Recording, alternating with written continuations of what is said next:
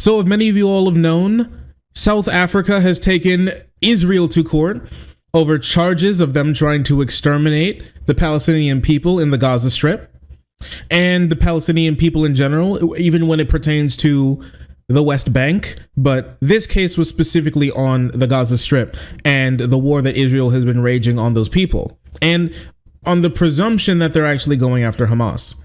All right.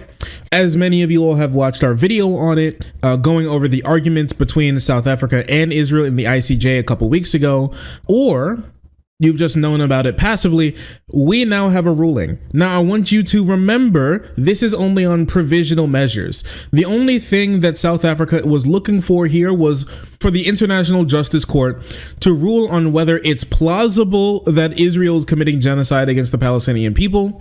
They asked for a bevy of things, including a ceasefire. So, just to be clear, they were asking the court to rule that Israel must now adhere to a ceasefire to stop them, because there's that much evidence that there is a genocide taking place. And we have a ruling on all of that now. And the ruling went just about as well as South Africa wanted it to, with some important stipulations. South Africa versus Israel, ICJ orders provisional measures, and they ruled in favor of South Africa on many of the issues that they were asking for.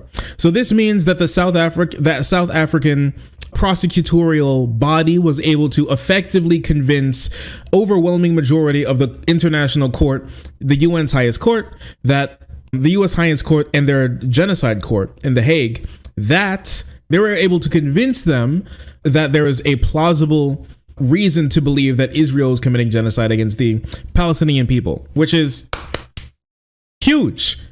And they ordered a lot of things. Basically, what they said is that Israel needs to take steps to be able to prevent genocide. They said Israel needs to take steps to then provide a document to the ICJ for further review on their military tactics and the things that they've done to prevent genocide and or not do that. They've been ordered to not destroy any evidence that could be used against them when it comes to their prosecution as it pertains to the possible genocide of Palestinians. The president of the ICJ even said that Israel's conduct had fallen under many of the statutes that the UN has that describes genocide as well. They said stop politicians and people in Israel from making genocidal statements and then to prosecute those people for those genocidal statements. But the last and probably most important thing that South Africa was looking for was something that the ICJ did not grant, and that was a full and complete ceasefire. South Africa did not order Israel to do a ceasefire. Now, the court case is still going on, and just to be sure, once again, these are provisional measures. This is not the court case. This is actually the full beginning of the court case. This isn't even the case fully yet. We're not even there yet. This is them just talking to the court at the moment and setting the grounds for the court case to go forward, right?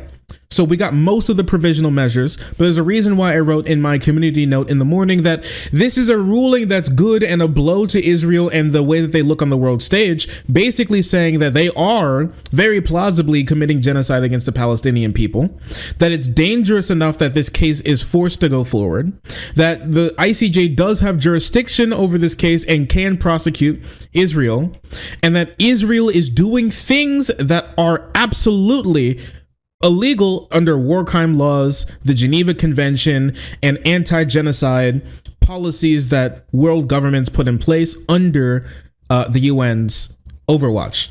That is remarkable, honestly. That is a massive blow to Israel, its power, and its supporters. Now, some of these people are now hyping up Israel and saying that they actually won. I would not say that this is a win for Israel in the eyes of just normal people and just like when it pertains to the court case, but they did win on probably the most serious charge, on the most serious thing in the provisional measures, which is ordering a ceasefire, right? Once again, they did not order Israel to stop shooting, even though the court can't technically force them to do it. There's no police force that the UN has to stop them from doing that. They didn't order that, unfortunately, in my opinion. Okay, let's read a little bit of this. The ICJ, principal judicial organ of the United Nations, ordered provisional measures in the case of South Africa versus Israel on crimes of genocide in the Gaza Strip. The order follows South Africa's filing of an application and instituting proceedings against Israel before the ICJ concerning alleged violations of by Israel of obligations under the Geneva Convention to prevent genocide in Gaza.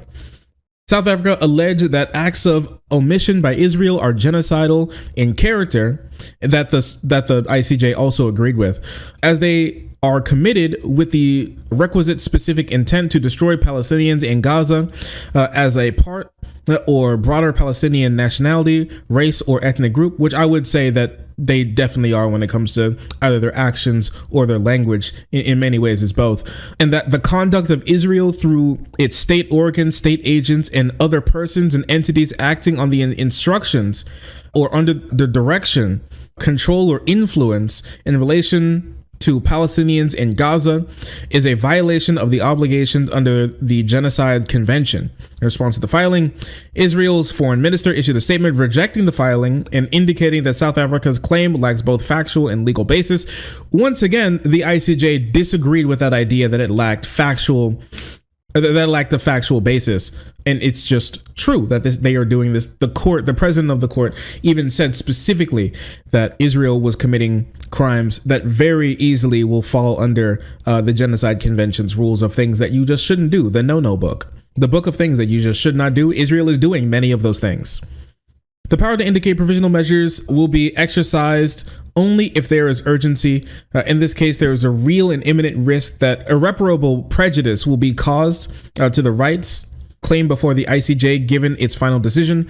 The condition of urgency is met when acts susceptible of causing irreparable prejudice can occur at any moment before the ICJ makes the final decision.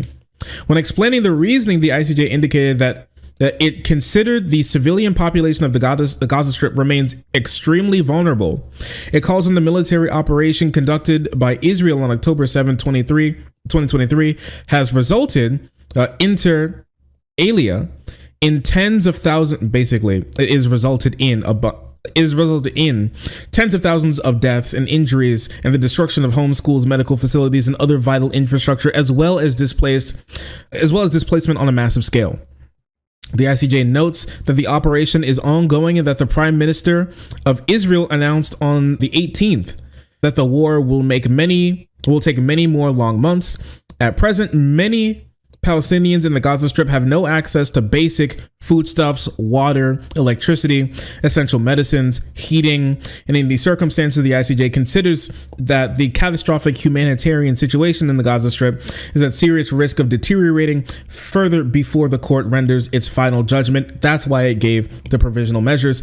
Israel has damaged the lives and put so many human lives at risk that the ICJ needed to act to be able to force provisional measures, or else there may not be a people to defend in court by the time this proceeding comes through, because the full proceeding should take multiple years to be able to file completely through, which is not enough. All right, which is just simply not enough. Now, with this being said, what is the response to this? Okay. In Israel, basically the response is, fuck you, you all are anti-Semitic. You all hate Jews, that's why you think we're committing genocide, even though many of us said that we love to commit genocide, and we've killed over 1% of the population in just a couple months. That was basically the entirety of the Israeli response to all of this, right? And Ben Gvir even said, he actually acted like a child. Ben Gvir, Minister of National Security in Israel, when it was ruled against them that they should stop committing genocide against Palestinians, he wrote in the morning, Haig Schmeig. He wrote Haig Schmeig. And this is the Palestinian response. Sorry, and this is the Israeli response. That's crazy. You're committing genocide. Genocide, schmenocide. You're anti-Semitic. We're going to kill as many people as we want. Of course. Because Jewish people can just kill as many people as they want, because that's, you know, they have the right to kill as many people as they want, right? No, actually, not at all. Does not matter. Very mature response. These are the people that are committing genocide. The people that say Haig Schmeg. Actually insane. You're doing genocide. Nuh-uh. Yeah, it is the political version of going nuh-uh. Actually, he did just say nuh-uh. My bad. It's a child's version of saying nuh-uh. Did you see the animation they released? I did not see the animation they released. I did not see that, no. Wait, what did they put out? Oh no. I'm gonna get it for you. Yeah, I wanna see what this is all about. It's another one in response to the genocidal acts. Now, I personally would love to have seen. Now, I personally would have loved to see a. The reason why I said this isn't like. Not everybody's going to like this is because you have obviously people who love Israel blowing up children who are going to be like, I hate this. We should be able to blow up as many children as we want, like Ben Gvir. And then there's going to be people, you know, like this who write F the ICJ, the whole world government. We lost our trust in every decision maker in the world. So it was a lie, a big lie. Thank for South Africa for all the efforts. But it looks like the ICJ, it's pro-Israelis, so fuck them and fuck the whole governments around the world. Only the people who are standing with with the Palestinian even, with the humanity. So, but we literally lost our trust in every decision maker in the whole world. So yeah, again, fuck the ICJ. All right. Not necessarily wrong when you're betting on your family's lives for this type of ruling. Now, I really felt like it was going to be hard to get a full ceasefire ruling. Some people will bring up that during that a similar ICJ case was brought up against Russia for its invasion of Ukraine when it came to genocidal acts. Here's the thing. They did actually order Russia perform a ceasefire when they finished that case. It is true that they did. Now, is that because Eastern Europeans are white and Palestinians are usually brown? Possibly. I'm not saying it's impossible. It's very possible. For me, the reasoning why I would possibly imagine is that they didn't give a full ceasefire is because when it came to this round of fighting, okay, we're gonna just circle it in. This round of fighting, Hamas did launch an attack at Israel. We do know that's a fact. That did happen, right? No matter where you are, Hamas did launch an attack against Israel. They did, okay? And when that happened, they did take hostages. They did. And since October 7th, Hamas has been firing missiles at Israel. That's true. Now, with this being said, the reason why I believe that they didn't rule a ceasefire is because they don't want Israel to not have the ability to be able to attack military targets, like actual military targets, like places where Hamas and other militants are firing missiles at, just straight up pulling out troops from some places, just completely could cause even more of a collapse in some areas, right? There can be actual problems that happen because of that. Now, obviously, the argument would be Israel's occupying the area. They don't have a right to self-defense because of the occupation, and the ICJ has ruled that before, but not in this case specifically, which I would probably imagine plays into the fact of why they didn't decide to rule a full ceasefire in this motion, because there is still a war going. It is a war, right? I would say that Hamas believes that it's at war with Israel. I don't believe that they don't believe that, okay?